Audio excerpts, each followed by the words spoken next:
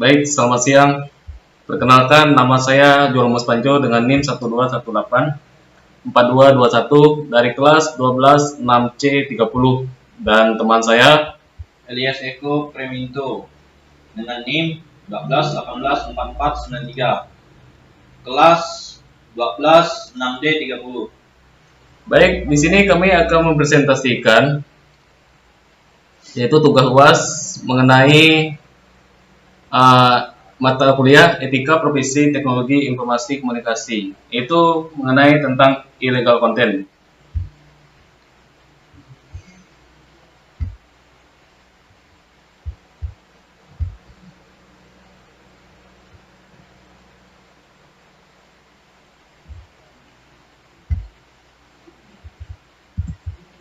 Yang pertama ada latar belakang. Yang pertama ada internet. Di era kemajuan seperti saat ini, semua aktivitas kita dituntut untuk serba cepat dan tepat. Salah satu fasilitas yang ada bisa yang kita gunakan adalah internet.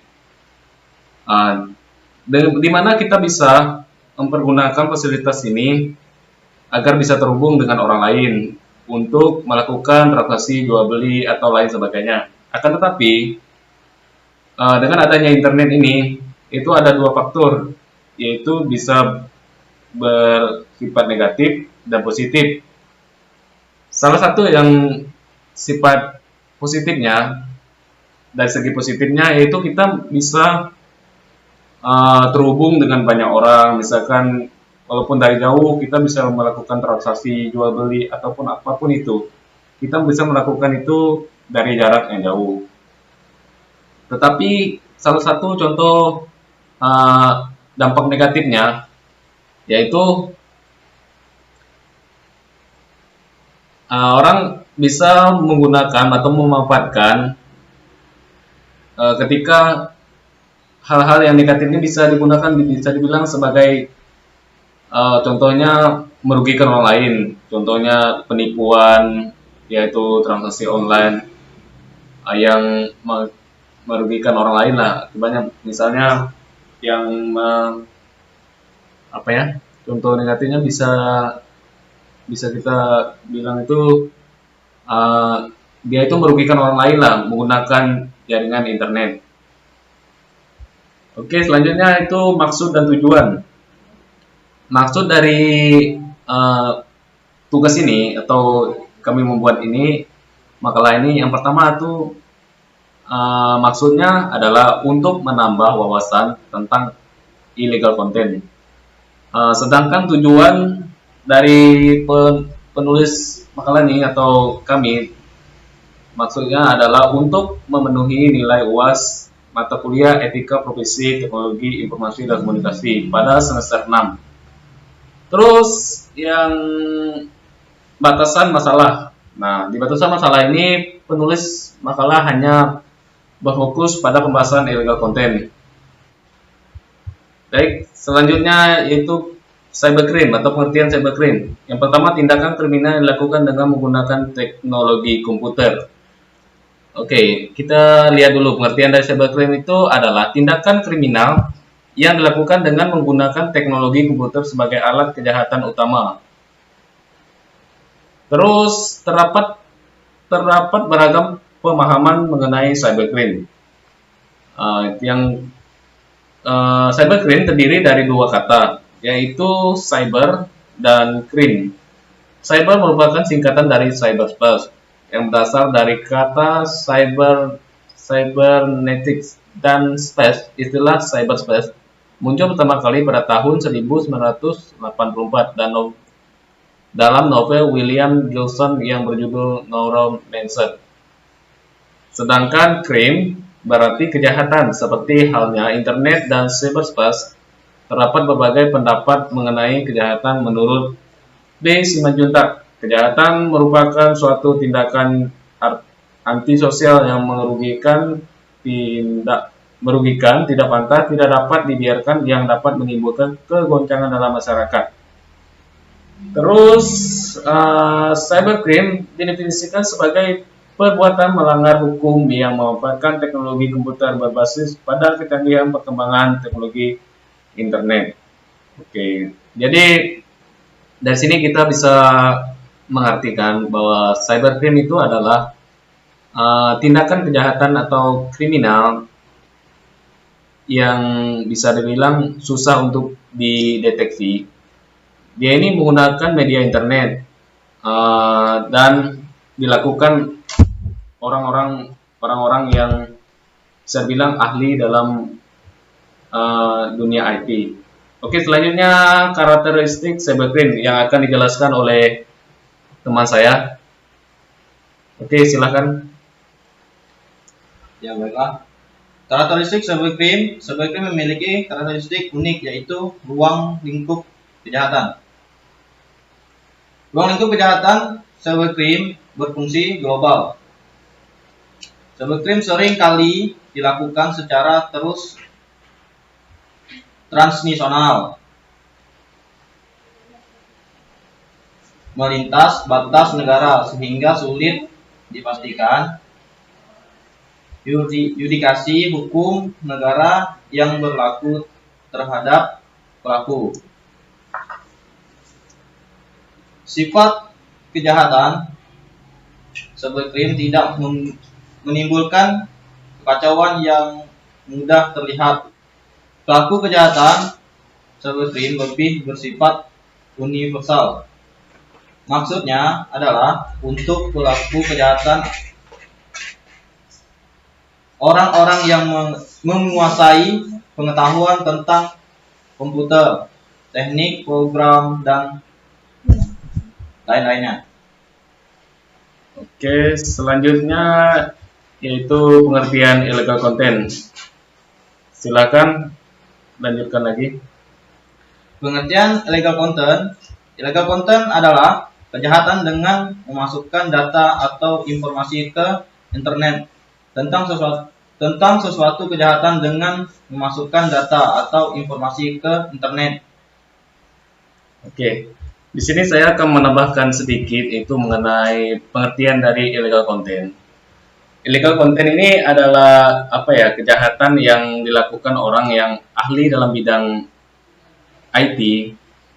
Seperti contohnya adalah seorang hacker. Seorang hacker ini bisa merusak atau mengambil data dari orang lain dengan menggunakan data yang palsu lah, ibaratnya seperti itu. Jadi ada banyak perilaku orang yang memasukkan data palsu sehingga dia bisa mendapatkan keuntungan dari suatu data itu. Misalkan dia meretas di situs, misalnya situs-situs berharga, misalnya situs dari situs negara misalkan, ataupun situs-situs yang memiliki data yang penting lah. Oke, selanjutnya adalah contoh kasus illegal content. Nah, contoh kasus illegal content di sini yang marak sekali terjadi pemalsuan berita dilakukan oleh oknum-oknum yang tidak bertanggung jawab dengan cara menyebar berita yang belum tentu kebenarannya. Oke, seperti yang sering kita lihat di sosial media, seperti contohnya di WhatsApp atau di Instagram, Facebook, Twitter, dan lain sebagainya. Di sana kadang itu sering sekali terjadi, misalkan orang-orang oknum yang tidak bertanggung jawab menyebarkan berita yang hoax lah. Dalam arti itu belum bisa dipastikan benar. Jadi di Indonesia ini akhir-akhir ini kita sering melihat orang yang menyebarkan berita yang bersifat hoax lah. Baik, selanjutnya itu mengenai analisis dan solusi dari contoh kasus. Di sini yaitu yang pertama ada pelaku, peristiwa perbuatan pelaku berkaitan dengan illegal content. Terus yang terakhir adalah solusi pencegahan cybercrime illegal content. Nah, yang pertama itu pelaku yang menyebabkan informasi elektronik atau dokumen elektronik yang bermuatan illegal content baik perseorangan atau badan hukum. Terus itu ada peristiwa perbuatan penyebaran informasi elektronik atau dokumen elektronik seperti dalam pasal 27 sampai pasal 29 harus memenuhi unsur. Nah, itu ada dua. Yang pertama itu ada illegal content seperti penghinaan, pencemaran nama baik, pelanggaran kesusilaan, berita bohong, perjudian, pemerasan, pengancaman, atau yang terakhir menimbulkan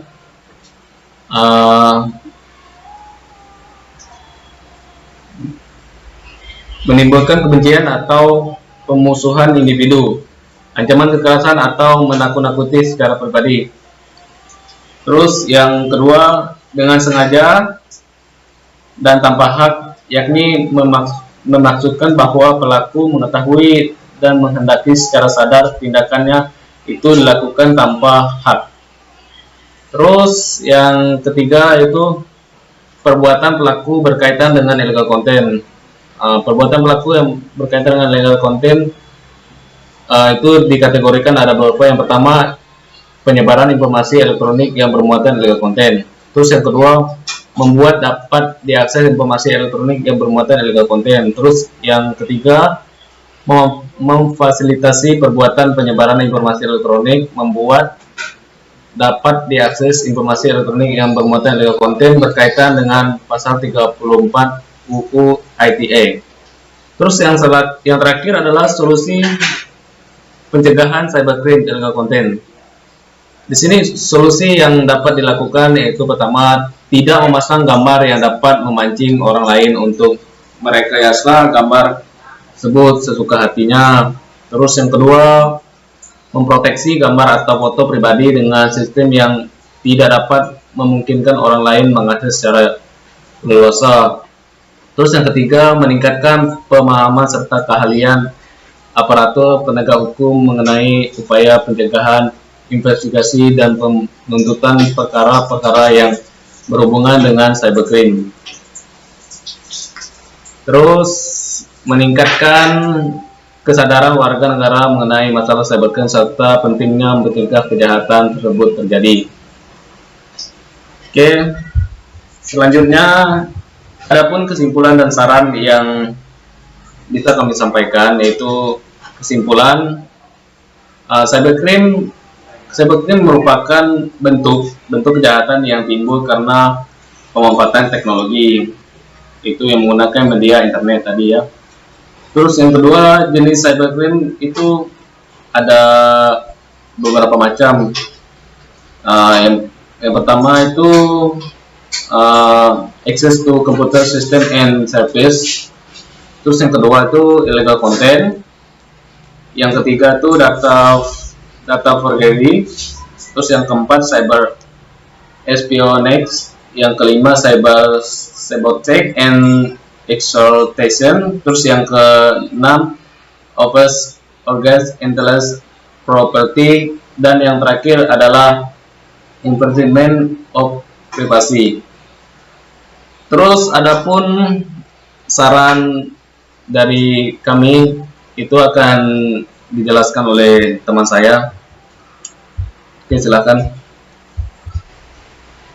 Adapun saran sosialisasi hukum kepada masyarakat tentang undang-undang IT sehingga masyarakat bisa menempuh jalur hukum ketika menjadi korban kejahatan dunia cyber. Lalu lakukan konfirmasi kepada perusahaan yang bersangkutan apabila Anda merasa menjadi target kejahatan cybercrime. Oke, sekian presentasi dari kelompok kami. Kami ucapkan terima kasih.